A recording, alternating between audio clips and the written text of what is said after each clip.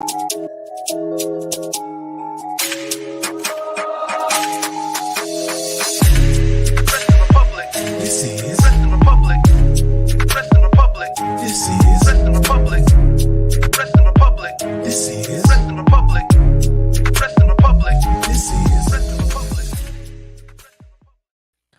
is going on, everybody? We are back once again with another edition of Wrestling Republic's daily broadcast. It is Thursday, December 28th, 2023. Believe it or not, we are almost in 2024.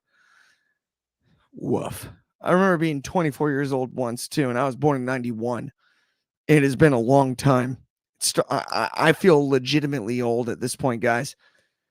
But it is Throwback Thursday, and that's the best part about Throwback Thursday is we remember because most of the time we were there to witness it.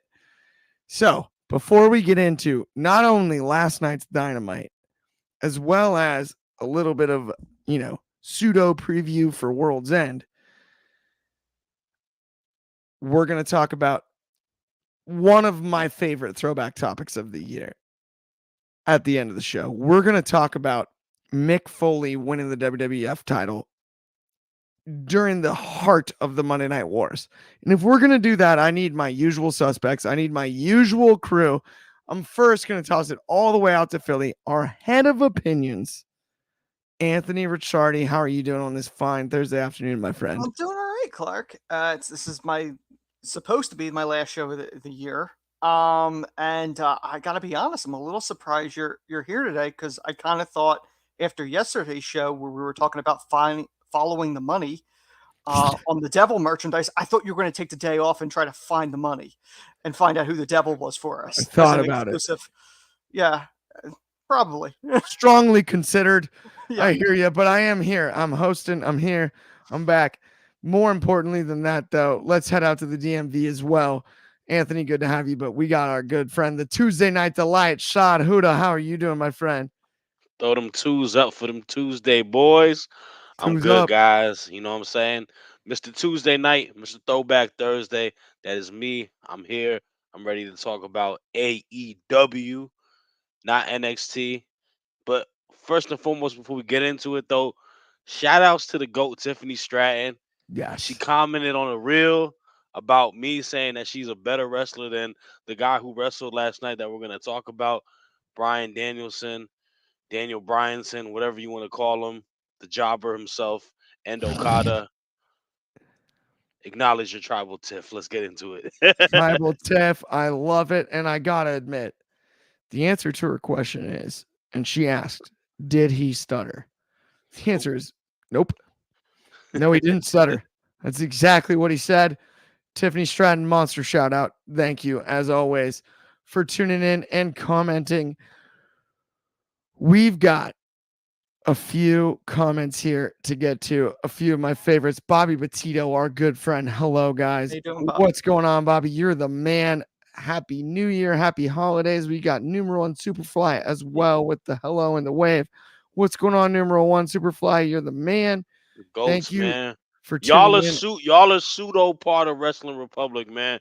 If we didn't have y'all views and support, man, we wouldn't be doing this on a day-to-day, weekly basis. So salute to the main ones, man. Those are the ride or die fans. That tune in, no question. We got another one, though, from an in-house comment here. We've got David Sheldon. If you're even thinking about changing the channel to our competition, folks, do not, as we have learned that Wrestling Republic are discussing Mankind's title win.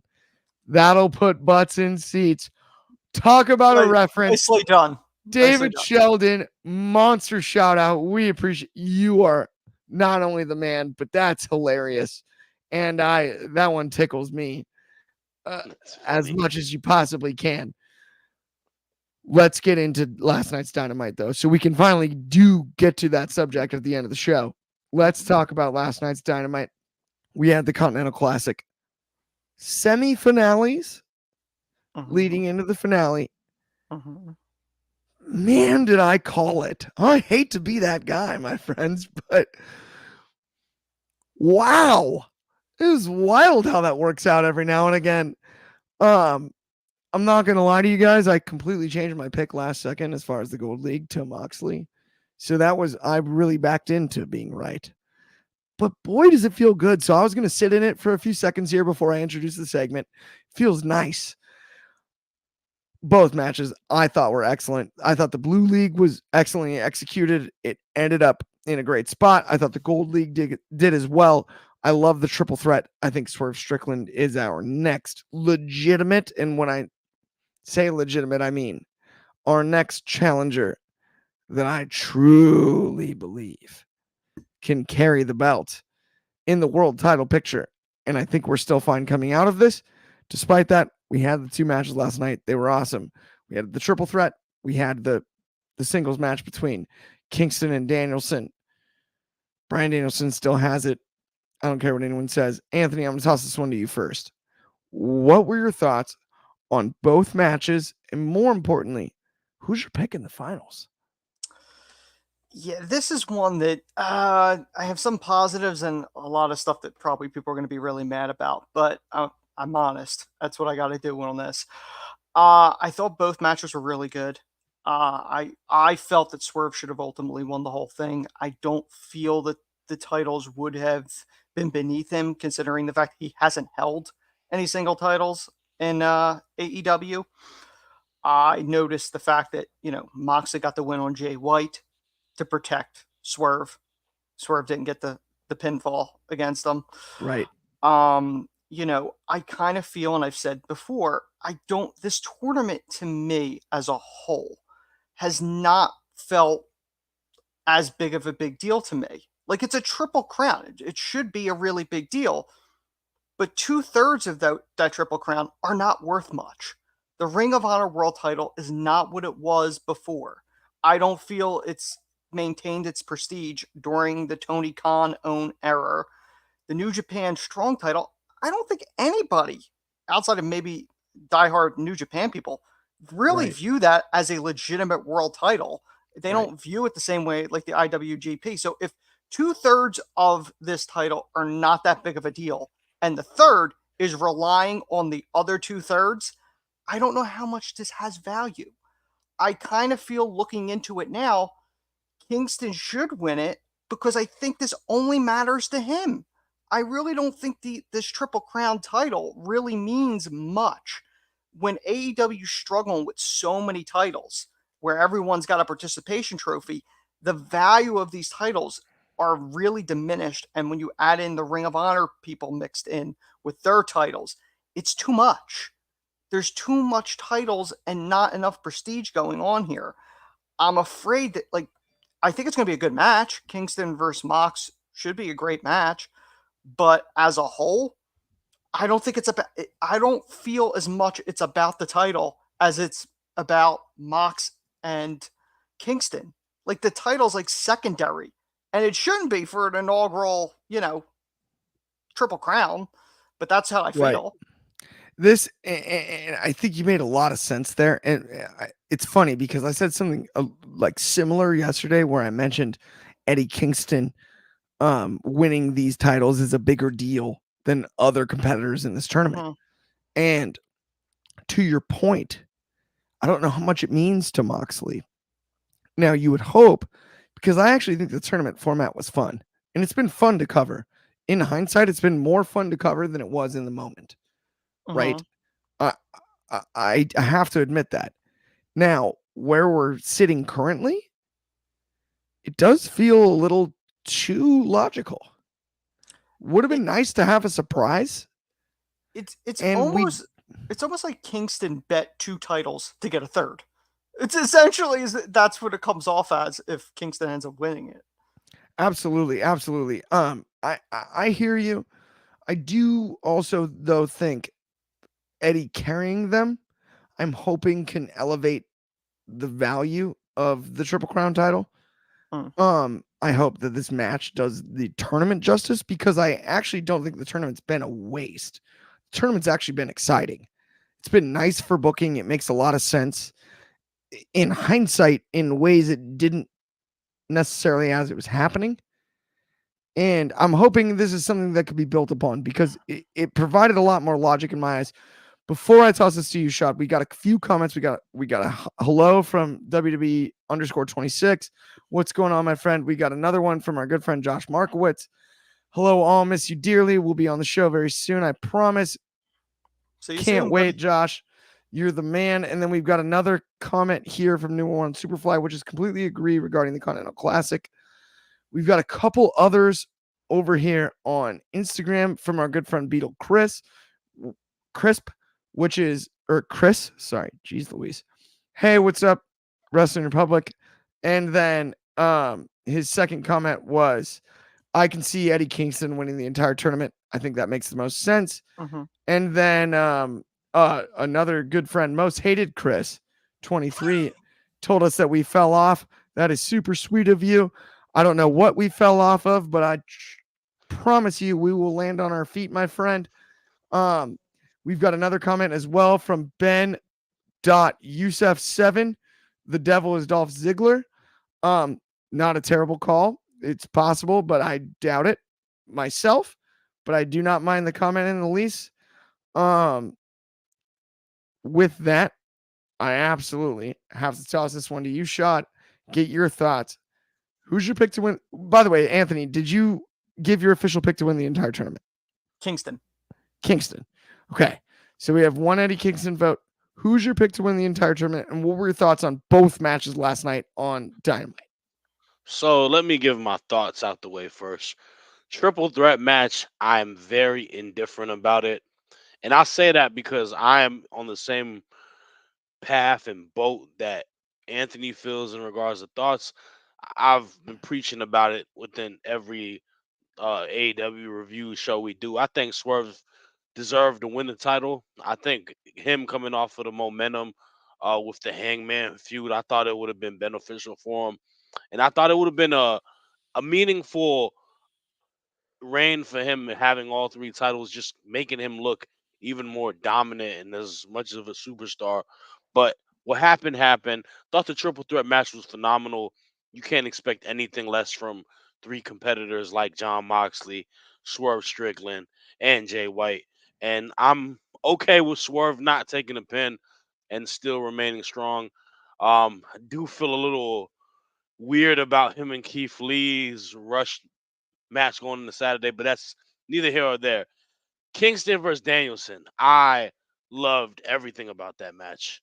And I thought they put on a clinic. I thought it was everything I expected both of them to have. I don't think Danielson has had a bad match this year.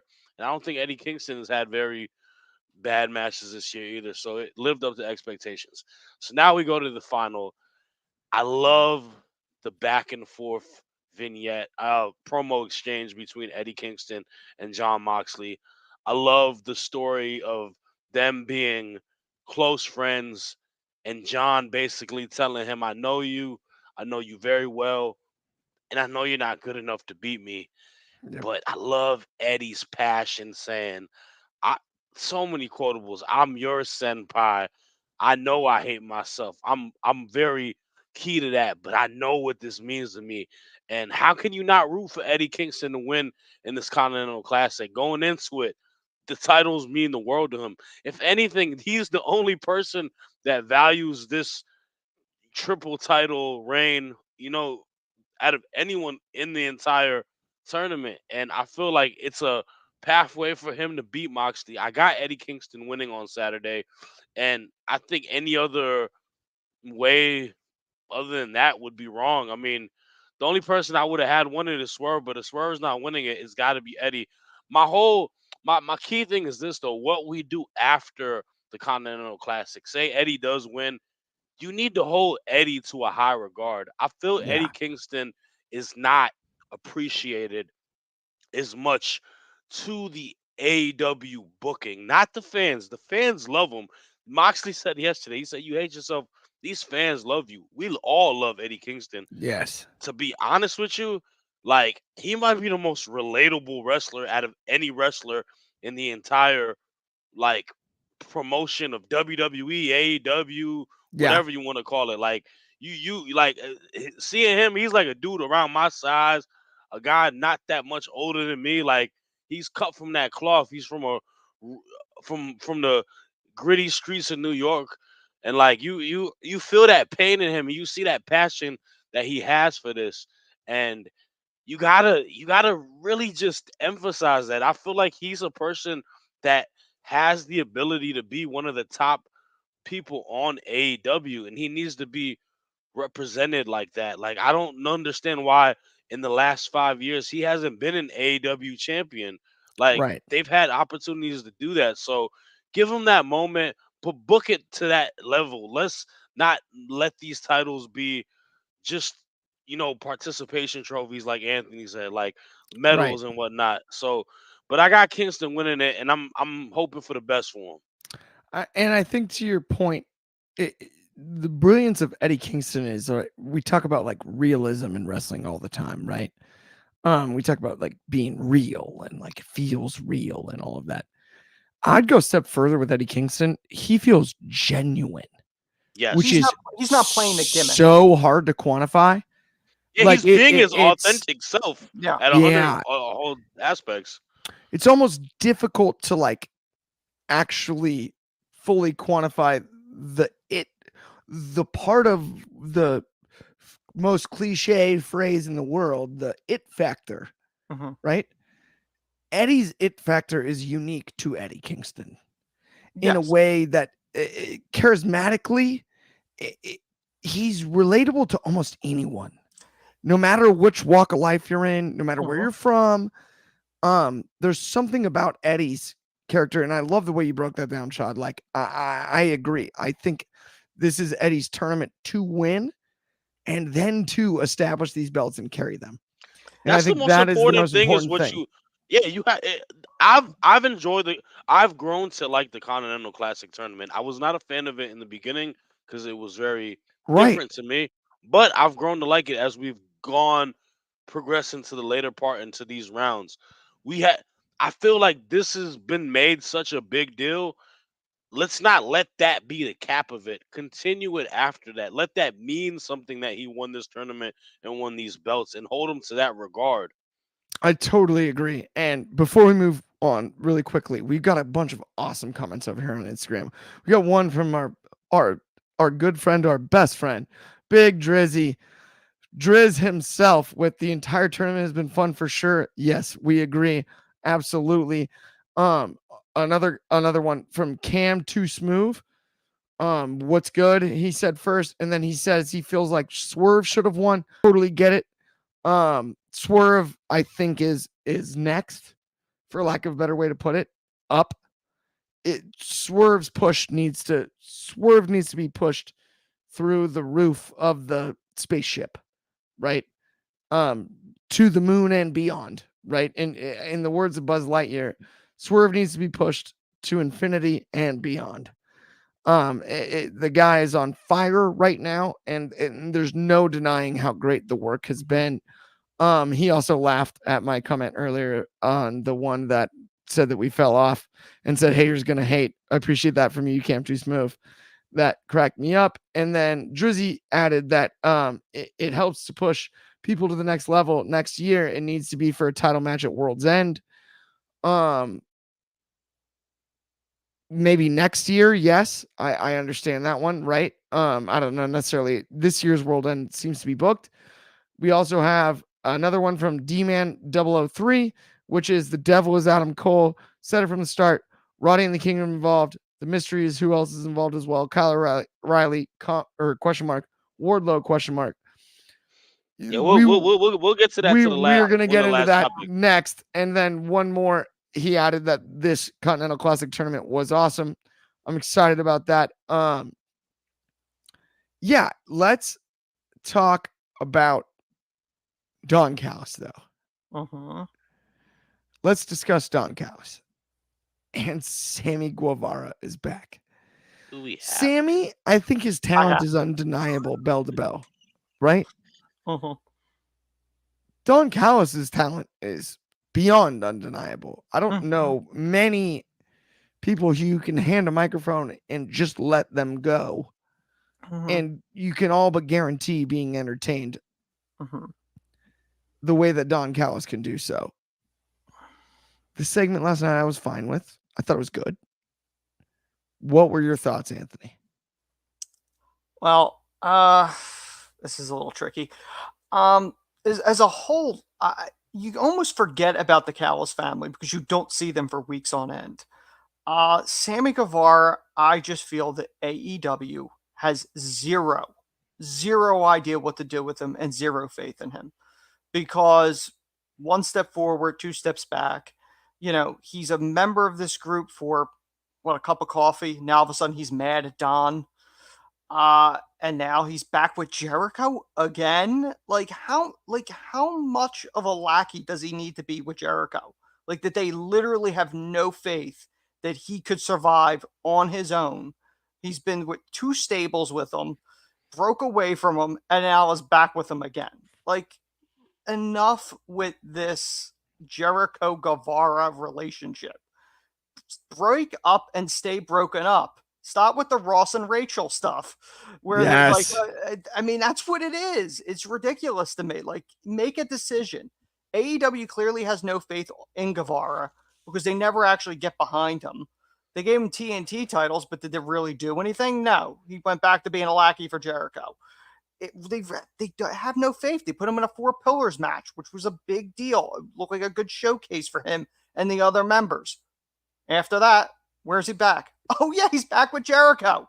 Like, make a decision with this guy. Like, either he's just going to be a lackey for his entire run, or, you know, cut him loose. I don't know what you want to do with him, but figure something out. Yeah, it is sad to me in a weird way, because I really, really, really think Sammy can be great. I'm also wondering, though, just genuinely speaking, the way everything went down during that pandemic match with Matt Hardy. If he was blamed for that. Yeah. I just, to me, his trajectory, and we got a bunch of great comments on Instagram here, is the Beetle Chris with, did I miss something? But why did Sammy make up with Jericho so quickly? I think we all missed something, by the way. Yeah. To your point, Beetle Chris, you're spot on there. Shoddy's assistant with a hilarious comment back to Beetle Chris. It's because Kenny's hurt or he's sick. Yeah, and Jericho needs to do something. And there's seriously nobody else they could put him with. Nobody, no one else in the company is available. Old reliable man. I'm not gonna give. Even there. I'm not gonna give my 2 cents on it, but I also find it fascinating. And while we're sitting on it for a second, I mean, let's remember that big old TNT title rivalry with Cody on the way out. Mm-hmm. While not actually signed to a deal, was with Sammy. Mm-hmm. And I'm wondering if he's not getting punished for multiple things that aren't his fault. Right? It's like, oh, what can you do? He's shown up and performed, and I think the guy is freakishly talented. Great worker. Him and Cody is one of the best AEW like matches, and in my opinion, like that ladder match they had was phenomenal. I don't think his in-ring ability will ever be questioned. It's just they have no idea what to do with his character. 100%. Like, he's gone face to heel so many times. He is really the Austin Theory Big Show love child, because the WWE doesn't know what to do with Austin Theory, and they changed Big Show from face to heel constantly. That's Sammy Guevara. 100%. We got a comment here too from D-Man 003, which is Sammy is one that AEW is completely fumbling with Sammy, and it makes no sense. He absolutely needs to break from Jericho for a very long time after decisively pinning Jericho. I would love the rivalry to happen. What are we waiting for? Right? I think this is that's the problem. I think there is an avenue to make people care because there's enough groundwork laid. But Anthony, you make a great point there, right? I always preach strike while the iron's hot, right? Yeah. The iron needs to be reheated. Yeah. If we're gonna go that route, and I do agree with the comment though. That is the route that I would. If I have the pencil, that's what should have happened and should happen. Generally speaking, it's just it's an interesting one. Let's get into the AEW women's division, and Ben's not here, so we're not going to go too crazy because I enjoyed this. It's No, very similar. hey, I'm not gonna go too crazy on this because Yes. that was the highlight for me last night. I thought it was a great match. Thank you. Sky Blue, an absolute Sky Blue has built herself up in a way on TV, given the time, over the last 6 months. That is awesome. So has Julia Hart. Chris Statlander is big time. She took the loss, and this match was great. The segment was great. I loved it. Even the post-match stuff, I dug. Everything about this was well booked. So we got to give flowers when they're due. That's at least the way that I look at it. Shadi, what did you think about this match? There is something about Sky Blue's character change and her alignment with Julia Hart that's really, really working as a unit. I think it's just the aesthetic of them, the ring gear, the facial expressions now. Because Sky Blue to me has never always been, when they had her as a baby face, it didn't seem very organic. It came off as a little forced. They didn't really have a character for her. You threw a character in it, and I think the world of Julia Hart is a character. I think she's a person that's took heed of a character that they gave her, and she's been running with it. And there's something with them as a unit that works really well. I said it earlier today in our group chat. Like, to me, AEW kind of has reminiscence of both characters that's very similar to the tag team on SmackDown with Aladon and Alba Fire, but I like it a little bit more in AEW with Julia Hart and Sky Blue, just because the demeanor is a little bit more. It got a little bit more oomph to it. It has a little bit more personality with it in its own way. It doesn't come off as gimmicky. They play it. It feels more natural how they do it, and I like it, man. I think Julia Hart kind of as a kingpin, evil witch lady as the champion works, and now she's got her sister to help her do her dirty work. And I think Sky Blue. I've been saying it for a while. I saw her wrestle Tony Storm at the Dynamite in June. I think she's one of the most underrated women's wrestlers on the roster, and that goes with an in-ring ability. I haven't seen her necessarily have bad matches. I think she works well with her opponents. I think she's a good dance partner with people. And now that you add a character to her, she comes a little bit more appealing for it.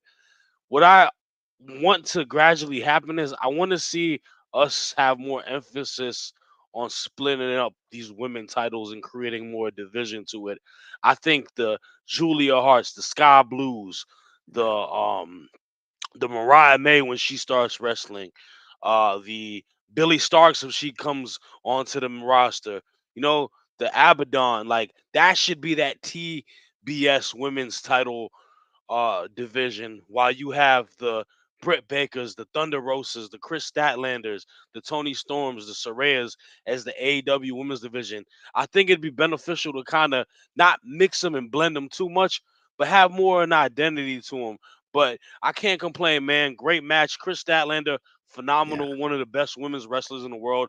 I appreciate that she took the L. Willow Nightingale came out. We're probably going to have a tag team match, but I want to see Sky Blue and Julia Hart book strong and keep winning and keep winning. Like, you got the hot hand, ride it. Let these women build up and become superstars that they can become. absolutely. I'm with you, and I love it too. And we got a bunch of great comments over here on Instagram. We got one from our good buddy Beetle Chris, who's always on fire in the comments. But during the World's End press conference, Tony Khan said that the direction for both Keith Lee and Swerve was done by design. Is that why the feud was delayed? Personally, I think it had to do with Keith Lee's health. And that's no knock on Keith Lee for any reason other than that. But I think Keith Lee I being don't I I'm don't not I cleared don't to biased. take wrestle, I I think don't that's take why that it's delayed. I don't take that statement from Tony Khan with any validity at all. I think No. he legitimately forgot it and he heard the people Ah, complaining and stress about it and he Yeah. just threw it on the match. Because Hmm. no, listen to me, Clark. I hear Because you. this I hear you. it, it- that was a premier feud when it was happening. after no question. all of the stuff for it to not be paid off, but step away from it and then just abruptly have it at a episode of Collision, it does make Keith Lee look. Keith Lee's not going to win. Keith Lee's going to lose. What's going to happen to Keith Lee after that? Keith Lee gains nothing, and that's not fair to him because he is a big signing they had, and he is one of the best big men wrestlers in professional wrestling. I don't want him to beat Swerve because Swerve is the bigger star, but he's pigeonholed. He's backed up in the corner and can't do nothing about it. He's a guy looking for revenge. It's not going to get revenge. So we got a quick couple more comments we got to run through here, guys. We got one from our good friend Big Drizzy, which is, and this is a great comment. That's why I have to read it too, because Drizzy's the man. But Sky Blue and Julia Hart, 2 members of the Nightmare Factory, you know which Nightmare Factory I'm talking about, have evolved. If you're looking at pillars of the AEW women's division and the rebuild, put Sky Blue and Julia there. I agree. I would have called absolutely Jade Cargill a pillar. But if you're replacing 2 pillars for 1, it makes sense. Right this second, I think that's a very well thought out comment. We're gonna talk about Mariah May like that next year. I think that she is a superstar in the making. I love her charisma, and if you've watched her work at Stardom, that girl can wrestle. 100%. We've also got another one that says from Apex Sounds that says Keith Lee joins the Mogul Embassy. Maybe I don't know. I don't hate it. I don't hate it. I don't hate it. It's a Sammy Guevara term. It is. What sense would that make? Like I don't understand what logic that would be to have Keith Lee do that, considering how he got taken out. And then the final one that we're going to answer comments wise here is from D-Man 003, which is, do you guys think a women's tag division / titles would work for them because of the continued improvement of the women's division creates reasons to use more on a consistent basis? The answer is no. I love the enthusiasm. Currently, no. Down the road, maybe. Possibly. But I think within the next calendar year, the focus needs to be on the singles titles in both of them, because the TBS title was built up in a way that it's now been almost destroyed by just the fact that Jade Cargill jumped ship.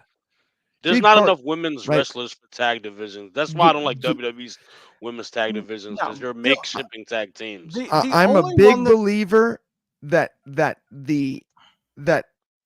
the performer makes the belt, not the other way around, but that the belt is a valuable piece, a valuable motif, a valuable, part of the story, but that the performer makes the title, not the other way around. I've always believed that, and that's important. To add another title, Anthony, you've discussed it often, that, some of these titles feel like participation trophies. And the last thing we want to do is add that to the equation in the women's division, as far as I'm concerned. Now, the only ones that ever been able to do it successfully was Impact or TNA. They're the only ones that ever been able to do a successful women's tag title in wrestling. 100%. I mean, and Big Drizzy just added our good friend Big Driz. By the way, normal size Driz, the man, the myth, the legend, just commented, if they do the women's tag division, then the TBS title would have to go. That take is what scares me about adding tag titles to the women's division, because I kind of agree. The TBS title, to me, I think is a big deal because it's also unique, right? Yeah. How many rosters can you say have a mid-card women's title? Yeah, it's so WWE has the Raw and SmackDown women's champions virtually, right? AEW doesn't have a split roster, but it's cool because, and that's to my point earlier, there's a difference of main event women that they have. Toni Storm, Saraya, Britt Baker, Thunder Rosa.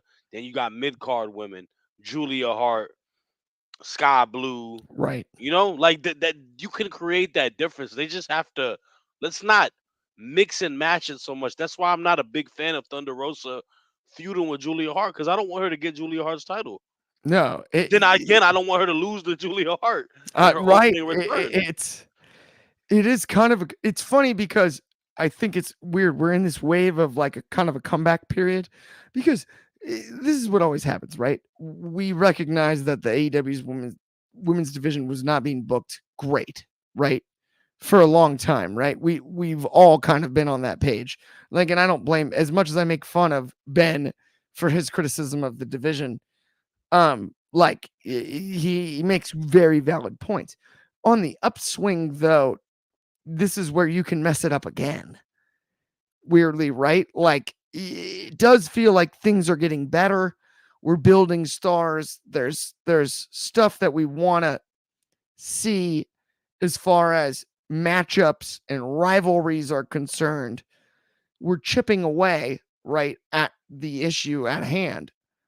Yeah, you don't want to throw a wrench in there. Last thing you want to do, right, is just mess everything up. We got another great comment from D-Man 003, which is, I get what you guys are saying.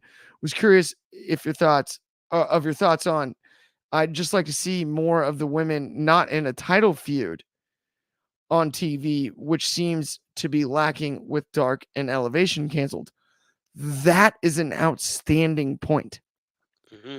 I would love to see, and this is a weird thing, this is going to be out of left field, so, give me a shot here, but Thunder Rosa and Dr. Britt Baker, to me, was as good of a one-on-one rivalry as we've seen.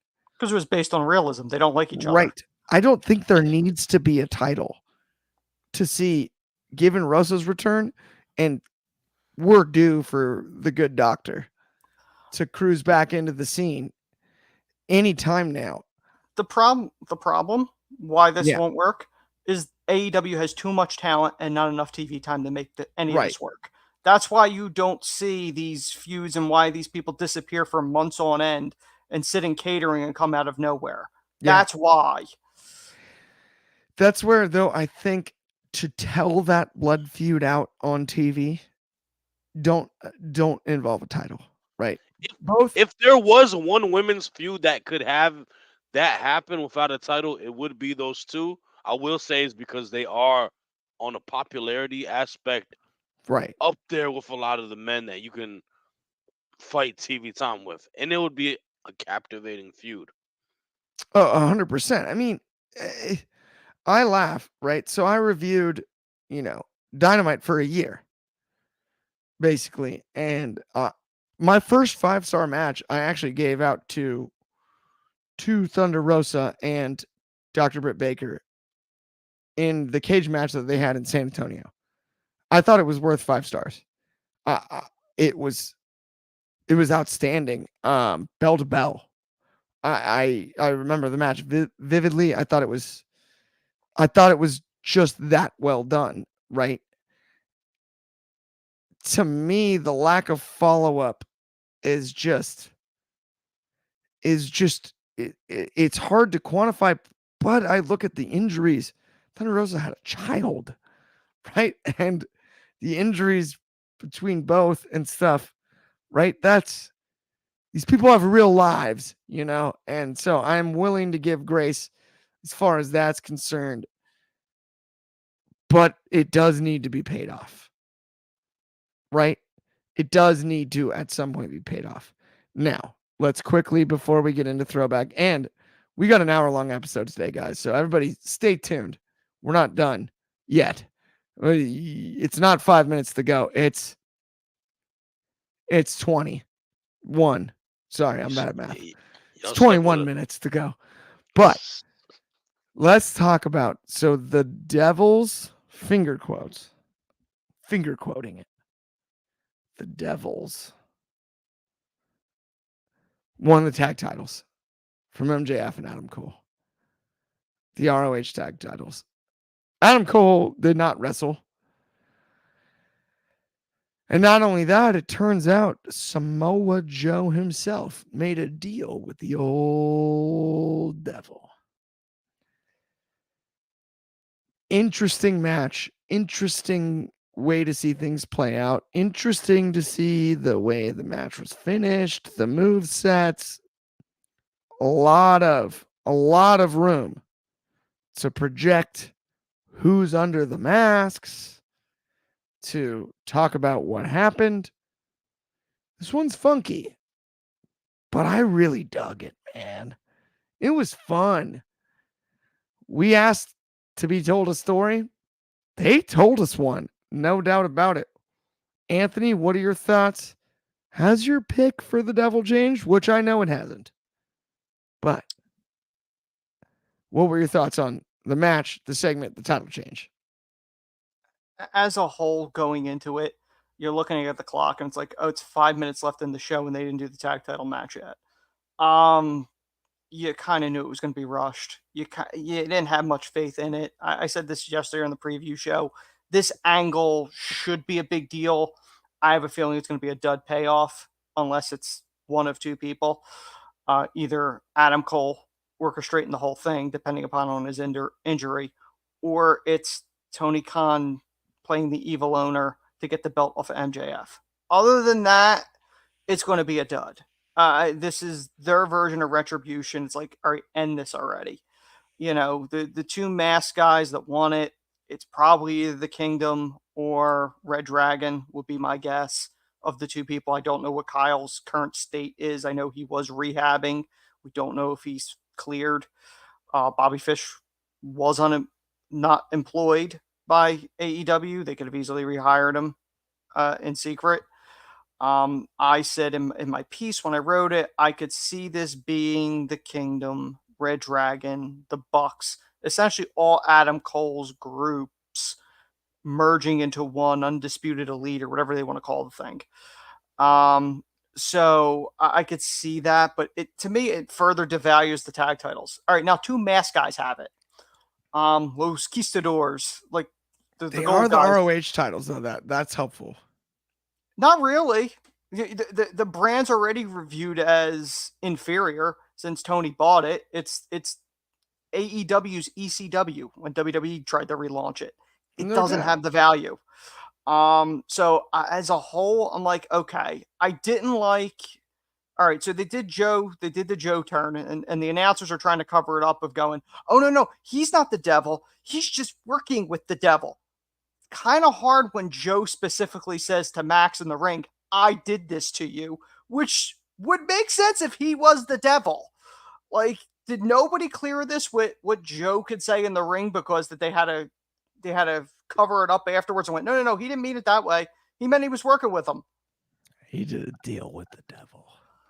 That's fine, but you don't go to the guy in the lasting image of the show of going, I did this to you, Max. I want you to know I did this to you. Right. It doesn't make any sense. So I completely hear where you're coming from. And I gotta say, and it's interesting too, because we got this comment from Number One Superfly, which is the devil is either Adam Cole and maybe he paid off Samoa Joe, or I'm so hoping this happens. Tony Khan says, it's me, MJF. It was me all along. So to your point, as much as I agree with everything you just said, you wrote the best article I've seen in months on our site. And that's no knock on any of our other writers. But it's money presenting Tony Khan as the devil himself, right? The one so complaint... whoa, hear me out on this. Go ahead. So if Tony's the devil, everyone's on his payroll. And I think the key to this is how you solve the bidding war storyline in the most unpredictable way possible. And I've kind of said this before, but I think if it is Tony, I got you to sign. Yeah, that I don't buy. And you are so screwed. You can't make it up because guess who you work for now? The devil. You work for the worst person in this whole industry. You're so stupid. You thought you were going to go sign with the other guy? That's the big bad wolf. Oh, no. Oh, no. I'm worse. And now all this merch sales, all this babyface sales, you have MJF legitimately fighting from underneath. Now we're kind of talking from a storytelling perspective, Anthony. I think you're right, and you're right in a way that I think it makes perfect sense. Oh, you thought you were going to go work for the devil? I'm the devil. You signed. I'm so smart. I got you to sign. What's more heelish? What's worse? The complaint that people had when I wrote the piece, yes, and it's even in our own group chat, was they don't think Tony could pull it off as an actor. Here's the beauty of this. We know Tony is awkward, but the complaint about Tony Khan has always been that he is a money mark. His dad bought him the promotion. He's a wannabe promoter. No, but the point being that he's not really a promoter. He bought his way in. It's a vanity project. So him being awkward and all that stuff works with it, with the stereotype that he's not Mr. McMahon, even though he's playing it. That works. You could throw things in there of going. But then you look at his NFL career being like the king of analytics. So he can pull this flip in a way where all of a sudden he outsmarted the smartest, the guy that called him an effing mark. Jaguars don't win enough. They don't win enough games for. That's true. It's true. He was smart enough to get rid of Urban, though. Hey, Dougie P not doing much this year. I know. I got to ask you, though, Shad, what were your thoughts? Sorry, Anthony. We could talk about this for ages. We do need to get the throwback. Shad, I got to ask your thoughts on the entire situation as far as the Devils winning the titles, Max and the Devil storyline is concerned. Man, I'm starting to get bored of it. I'll be honest with you. I feel like the initial process of it was so fun and exciting, and we've extended it to this point, and we got more clarity of it last night, but it just didn't. I don't know. It didn't feel very fulfilling. In regards to what is occurring, where it says is good doing business with you, regards to Samoa Joe. So I mean, it's not bad. I do appreciate good long-term storytelling, but it's starting to get a little bit boring to me. The match, it was interesting to say the very least, and I think it's starting to clear path a little bit more. I know previously we were thinking, all right, it might be Jungle Boy, but now it's kind of going where I initially thought it was, and I think it is what my initial prediction was off the jump. I think it's tied to everything that deals with the kingdom. I think those two masked gentlemen winning last night are the kingdom. I think it is Matt Taven and them, and I think that the devil is Adam Cole. I think it's gonna be Adam Cole. It may not lead to Adam Cole wrestling, but it may be leading to Adam Cole wanting to get revenge on Max and paying off Samoa Joe. And what would be an interesting payoff to me and something a little bit left field is having Samoa Joe beat Max on Saturday for the title. If you wanna make this a little bit more spicy, a little bit more different, have the Devils really pay off. Have Samoa Joe be the contract killer, and for him to finish off Max and get that title. And then we can really build up a feud with Max and Cole or whatever it may be. Knock Max out the shelf for a little bit so he gets back up. I don't know, but I've lost interest in the storyline. Yeah, I do agree, and I think Anthony was leaning into that as well, like in the sense of, and we got a comment from D-Man 003, which is Adam Cole's injury held up some of the storyline details. I feel like I agree. I think that was probably an issue, even if Adam Cole was never intended to be the devil, right? His pairing with Max was a big part of the story itself. And adapting on the fly is part of the deal, right? Like that's part of the job. It's part of the game, man. Yeah, you get injuries happen. absolutely something that you need to be aware of, but that is a tough hand to be dealt, right? If you're playing cards, it's not exactly what you're looking for. Either way, I'm so stoked to figure out who it is. Someday it's either gonna be Tony Khan, or it's gonna be Adam Cole, or it's gonna be one of the people that we've said. Find out on Everyone's the stoked about next it. This episode is of Dragon I Ball gotta Z. give credit where it's due. AEW has done a good job with the storyline because we do care still. As much as we're bored with the nudging along, all of us are excited to find out who it actually is. And that is still part of the deal. All of us still want to know who's behind the mask. All of us want to see the reveal. And once it happens, it'll be what it is. I'm not saying it's the greatest story ever told. I'm not saying I'd have booked it the same way. None of that. But at the end of the day, we can't be too hard on this storyline because we do all want to know who's behind that dang mask. Right? I want to know. With that though, it is Thursday. Not only that, it's Thursday, and you know what that means? It's Throwback Thursday. And we've got the wickedest throwback topic in a while. One of my all-time favorites. We've got Mankind, aka Mick Foley, winning the WWE title. We have the day the momentum really flipped from Nitro over to Raw. Tony Schiavone, poor Tony Schiavone, who I love, one of my favorite commentators of all time. He did his job and he said what he was told to say. And boy, did that not work out. Mick Foley wins the WWF title at the time, WWE title now, off of Dwayne "The Rock" Johnson. Anthony, as our resident historian, Mr. Throwback Thursday himself, please break the whole thing down for me. Okay, Mankind, Mick Foley winning the WWF Championship is a really interesting situation because when you think back on it, it's 25 years ago this week. And you think back 6 months prior to this moment, Foley threw himself off the Hell in a Cell. And that's what got Foley to this point. Prior to his sacrifice in the Hell in the Cell, he was not looked at as the guy that's going to be WWF champion. He was not the guy. And the fans got behind Foley.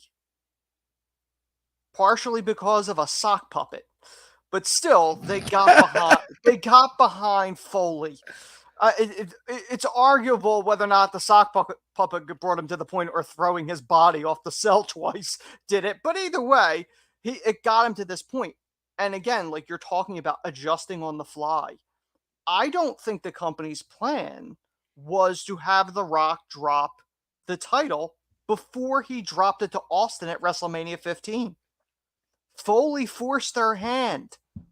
The fans wanted it, and it's a rare instance where the title was changed hands on a Raw, and it was a taped Raw, which is why WCW went back to the old bag of tricks that Bischoff used for years and went, hey, don't flip the channel. This is what happens on the other guy's program. We're live.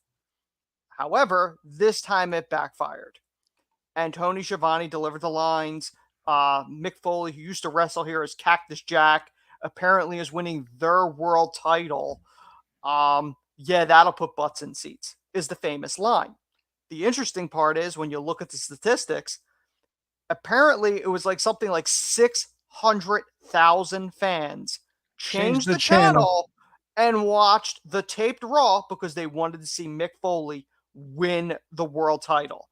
And Foley celebrated with DX. They had him on the shoulders. He's yelling, Adrian, I did it.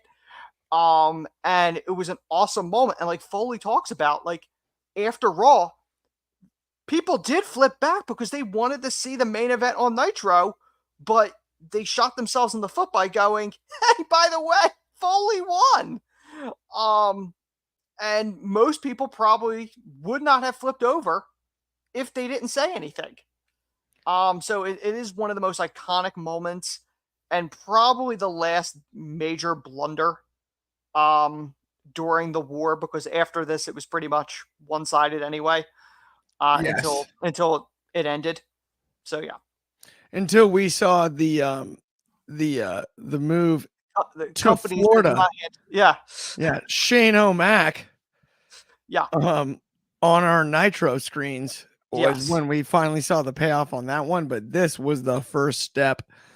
We got a comment from our good friend Beetle Chris, which is Mhm. Mick Foley was always the groomsman. I'm assuming he didn't add never the groom, but Yeah, finally the I groom assume where he was going with it. Yeah. in this spot. I couldn't agree more. Yeah, that is spot on. Shad, your memories of Mick Foley winning the WWE title, and not only that, running around the ring, celebrating with the fans, and then like what it meant for this business. It's fascinating, really, to think about. Yeah, I mean, like I mentioned earlier, comparable to like someone like Eddie Kingston, Mick Foley is just such a relatable human being to want to root for. Like Yes. he's one of the most underrated people in wrestling history. He's in my personal Mount Rushmore, and how he's able to just I don't know. I can't say anything bad about Mick at all in regards to Yeah. that. But I mean, this moment specifically, I mean, this was something that is just how crazy. Just to your point with Tony Schiavone's promo, and just how the dynamic of how it was back then, and how Yeah. petty Eric Bischoff was with Nitro. Poor guy's How it doing his job, right? Yeah, Like, how it just completely backfires because it's something where you're like, oh, wait, what? I got to see this happen.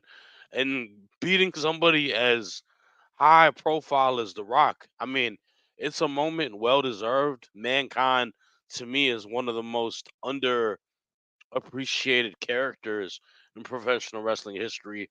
There's a lot of nuance to it, a lot of character arc into it, from a darker, creepy character to also a very comedic timing character. And that just explains the genius of who Mick Foley is as a professional wrestler.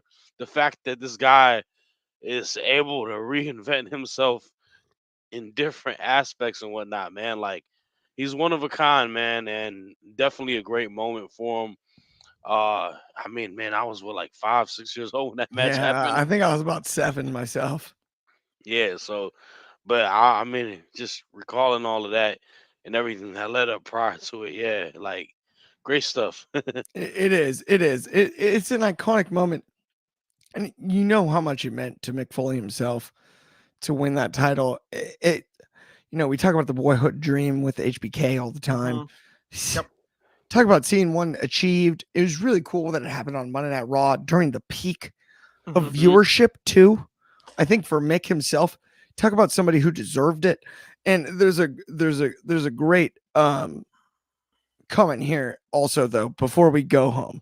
Hmm. So Mick winning amazing, and this is interesting because it's timely given we were talking about kind of the turning point of the Monday Night Wars, right? Hmm.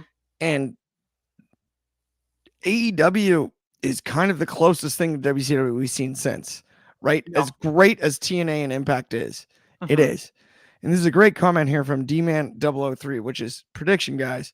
Who and how many names recently from WWE debuts in some way on Saturday in AEW?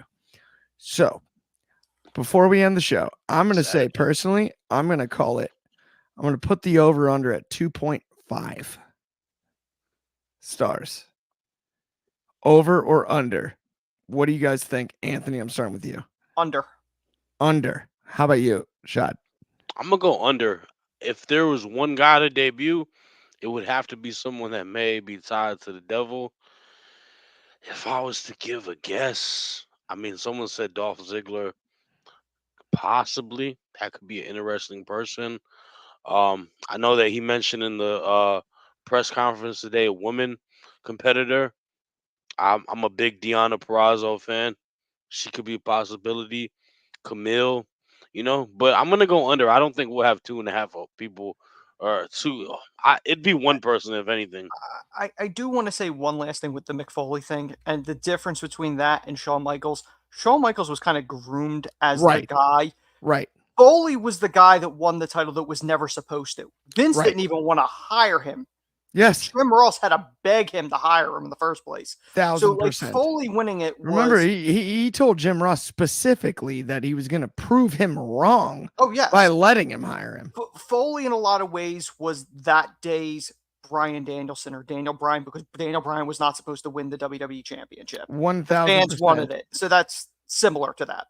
Okay, seriously, with that, though, by the way, we've also gone overtime once again, but it doesn't even matter. We love you guys. Thank you so much for tuning in. As always, Bobby Petito appreciates us so much. Thanks, Brett Bobby. Sternberg in the comments, our good buddy.